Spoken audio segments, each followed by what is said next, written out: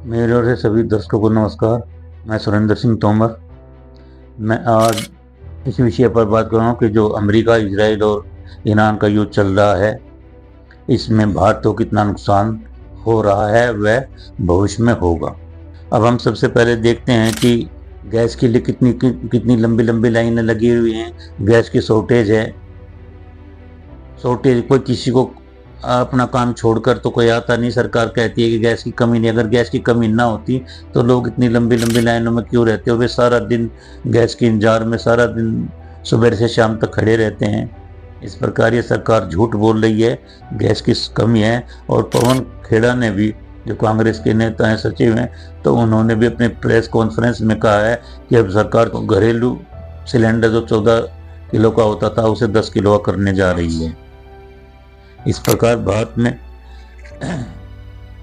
Gas की कमी के साथ साथ डीजल की भी अभी इतनी कमी तो नहीं है, लेकिन भविष्य में सभी को पता है कि चुनाव के होते इसके दाम बढ़ा दिए जाएंगे। अब क्यों बढ़ाए जाएंगे इसके बारे में मैं अभी आगे बताऊंगा। क्योंकि अभी तो फिलहाल मिल रहा है और अभी गेहूं की कटाई का सीजन चल रहा है और आगे उसके बाद दूसरी फसल की तैयारी होगा। तो मैं किसानों से मैं ये अनुरोध करूंगा कि जो जिसके पास ट्रैक्टर है या इंजन है वे अपना तेल का कोटा लेकर पूरा कर ले, अपने ट्रैक्टर वाले बैरल भरवा ले, और जो इंजन वाले हैं वे भी अपने तेल का बंदोबस्त कर ले। ये निश्चित है कि 4 मई के बाद तेल के दाम बढ़ने जा रहे हैं। दूसरे, जैसे मैंने पहले बताया था कि गैस के हमारे पास विशाखापट्टनम व मंगलुरु में 2 ही भंडारण हैं, जहाँ पर केवल 140,000 टन का जो भंडारण कर सकते हैं, रख सकते हैं अपने पास, और वो 2 दिन का कोटा है। LNG PNG के 2 टैंकर आए थे 16 व 17 मार्च को, शिवालिक और नंदा देवी। उसके बाद 2 टैंकर अभी 27 व 28 को, और कहते हैं कि 2 टैंकर अभी आने वाले हैं। परंतु जितने आते हैं 2 में 2 दिन का ही कोटा पूरा होता है, क्योंकि जो LPG के उपभोक्ता हैं वो 33 करोड़ हैं और जो PNG के उपभोक्ता हैं वे 1 करोड़ 62 लाख है। तो इस प्रकार बहुत कंज्यूम है, बहुत उपभोक्ता बहुत हैं। और इसी प्रकार से तेल के भी रोजाना हमारा 20 से 30 लाख बैरल की आवश्यकता है। अब चूंकि LNG और LPG की गैस की कमी है और अभी PNG अवेलेबल है, तो इस वजह से सरकार PNG के कनेक्शन दे रही है, इससे काम चलाओ। बाकी के तो अन्य साधन है ही अपने, कोई लकड़ी से, कोई कोयले से, कोई किसी तरह से अपना कार्य कर ही रहे हैं। जबकि हम देखते हैं कि पहले भारत में 47% गैस का उत्पादन होता था, जो अब 40% रह गया है। हमें 60% विदेशों से, हमें खाड़ी देशों से आयात करना पड़ता है। जैसे कतर से हम 40% लेते थे LNG, और LPG 33, और LPG जो है वो 34% आयात करते थे।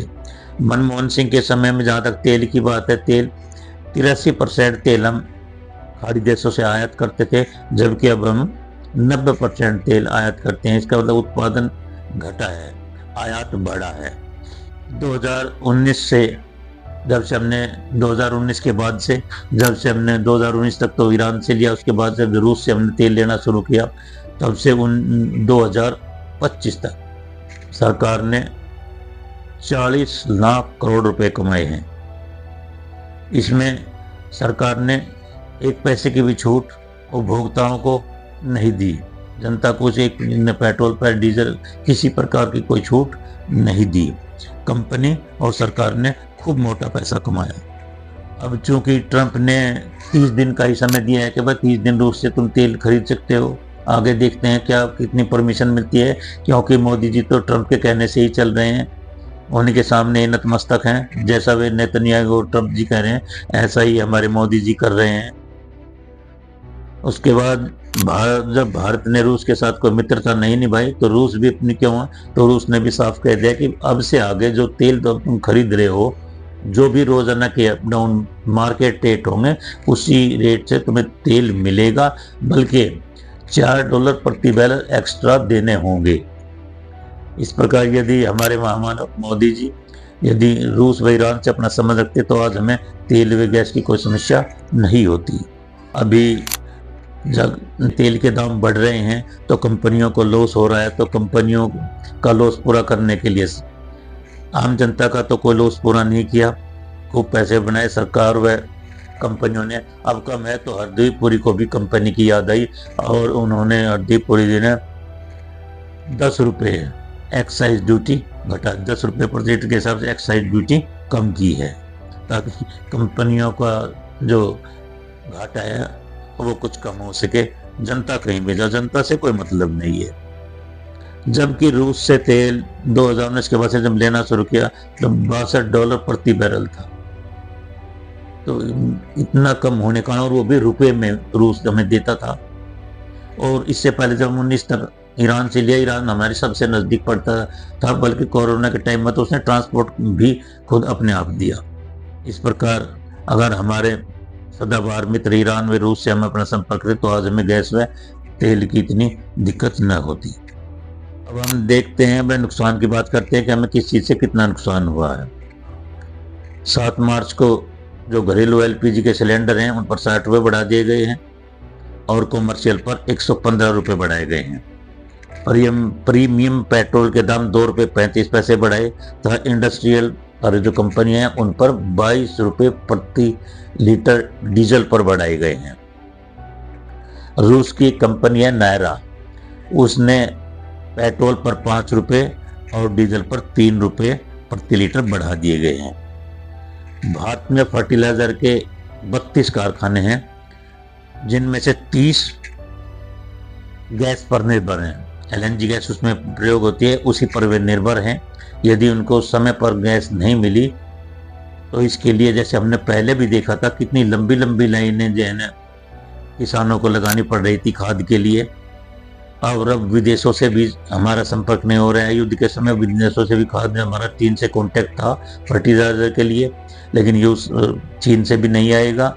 और भारत में अगर LNG नहीं प्राप्त हुई, गैस अगर नहीं मिली इन कारखानों को, तो बंद हो जाएंगे। इस प्रकार से किसानों के लिए बहुत बड़ी समस्या खाद के लिए पैदा होने वाली है। अब दूसरे, भारत जो खाड़ी देशों का था वो 19 लाख करोड़ का सामान निर्यात करता था, भेजता था विदेशों में, जिससे हमें 19 लाख करोड़ का सालाना लाभ होता था। दूसरे विदेशों में, जो खाड़ी देशों में जो नौकरी करने वाले लगभग 1 करोड़ लोग हैं, वहां से 10 लाख करोड़ का रिवेन्यू हर साल प्राप्त होता था। इस प्रकार ये हमें इसका नुकसान हो रहा है। अब हम देखते हैं कि अब होटल वालों ने, जब से गैस की कमी हुई है, गैस नहीं मिल रही है, तो 57% महंगे हो गए हैं होटल, ढाबे 25% महंगे हो गए हैं, खाद्य तेल 20 रुपये प्रति लीटर के हिसाब से महंगे हैं, सूखे मेवे 45%, तथा दवाइयाँ भी महंगी हो गई। अभी सरकार मीटिंग पे मीटिंग कर रही हैं। 25 मार्च को भाजपा की मीटिंग हुई, 26 को सर्वदलीय बैठक बुलाई गई, 27 मार्च को मुख्यमंत्रियों की बैठक बुलाई गई था। उनमें जो 5 राज्यों में इलेक्शन होने वाले हैं, असम है, पश्चिम बंगाल है और पांडुचेरी है और केरल और तमिलनाडु, ये 5 राज्य हैं, इनमें इलेक्शन होने वाले हैं, तो उनके मुख्यमंत्रियों को नहीं बुलाया गया है। अब चूंकि युद्ध का सभी को पता था कि भाई युद्ध होगा, निश्चित रूप से होगा, तो ऐसे समय मोदी जी 25 व 26 फरवरी को जब वहाँ गए, 28 से युद्ध शुरू होगा, तो बहुत बड़ा नुकसान मोदी जी ने हम भारत की जनता के लिए किया है। क्योंकि इससे ये स्पष्ट होगा कि मोदी जी इजराइल के मित्र हैं, अमेरिका और इजराइल के मित्र हैं, हमारे नहीं। इसी प्रकार ईरान भी हमें कोई सहयोग नहीं दे रहा, क्योंकि बहुत से कारण मैंने पहले भी बताया था। जैसे उनका अमेरिका जो आयरिस जो जहाज़ आया था यहाँ के लिए, तो उसको भी अमेरिका ने डुबो दिया था, उसने कुछ नहीं कहा। खुमैनी की हत्या कर दी गई, उसके बारे में मोदी जी ने कुछ नहीं कहा। तो इन सभी कारणों से वो भी नाराज है ईरान हमसे। अभी जैसे कि सभी राज्यों को पता, सभी देशों को पता था कि वो महंगाई युद्ध होने वाला है, महंगाई बढ़ेगी, तो चीन ने तो अपना कोटा पूरा कर लिया। अब चीन के पास 113 करोड़ टन तेल का कोटा है और भारत के पास केवल 33 लाख टन का ही कोटा है। अब चूंकि अब इसका कारण सब ये है कि अब हमारे मोदी जी ट्रंप और नेतन्याहू के कहने पर चलते हैं, उन्हीं के आगे नतमस्तक हैं। और इन सब का कारण आप सब जानते हैं, सभी को तो पता होगा है कि इसका कारण है एप्स्टीन फाइल और अडानी का अमेरिका में जो केस चल रहा है उसकी। और अडानी के केस का, अडानी को बचाने के लिए भारत को बेच सकते हैं मोदी जी, उन्हें कोई परवाह नहीं है देश कहाँ जा रहा है। उसकी फॉरेन पॉलिसी बिल्कुल फ्लॉप है, बिल्कुल खत्म है। उसने जो डील अमेरिका से की है कि अमेरिका हमारे ऊपर 15% टैरिफ लगाएगा, पहले 50 था, फिर 18 का 15 है, और हम अमेरिका पर कोई टैरिफ नहीं करेंगे, जीरो। इस प्रकार से हमें उसमें कोई फायदा नहीं है, सिर्फ नुकसान ही होगा। और चूंकि कहते हैं कि अगर हम अमेरिका से तेल लेते हैं तो अमेरिका से तेल व गैस लेने में 45 से 60 दिन का समय लगता है, और वो अमेरिका हमारे से बहुत दूर है, वहाँ से लाने में हमारी जो ट्रांसपोर्ट की कॉस्ट है बहुत ज़्यादा होगी, बल्कि 8% और एक्स्ट्रा और 5% जो बीमा है, इंश्योरेंस है, वो महंगा पड़ जाएगा। इस प्रकार अमेरिका से लेने में हमें फिलहाल, अगर इतनी दूर से हम लेंगे करेंगे तो निश्चित रूप से महंगा होगा, क्योंकि हम सब जानते हैं कि एप्स्टीन फाइल में और उनके नाम है, इसलिए मोदी जी अपने को बचाने के लिए जनता को महंगाई में झोंक रहे हैं। अब वे ट्रंप और नेतन्याहू का साथ नहीं छोड़ सकते। जब वे ट्रंप और नेतन्याहू का साथ नहीं छोड़ सकते तो भारत की जनता को तो 144 करोड़ जनता को तो महंगाई का बोझ झेलना पड़ेगा, क्योंकि जब बाहर से आएगी या रूस भी हमें आज के उसी दाम में दे रहा है, अगर हम अमेरिका से मंगाए तो भी महंगा होगा। इस वजह से ये मुश्किल से इलेक्शनों तक रुके हुए हैं। सरकार इलेक्शनों के बाद निश्चित रूप से तेल व गैस के दाम बढ़ने निश्चित हैं। मैंने बताया है कि ट्रेड डील और फॉरेन पॉलिसी सब मोदी जी की फ्लॉप है। जनता को इसका बहुत बड़ा दुष्परिणाम झेलना जा रहा है, बहुत महंगाई झेलनी पड़ रही है, और आगे महंगाई, अगर यही हालत रहा तो महंगाई बढ़ती रहेगी। अगर क्योंकि मोदी जी ईरान और रूस से संपर्क नहीं करेंगे तो उन्हें यह मुसीबत उठानी पड़ेगी। उसे क्या उठानी पड़ेगी?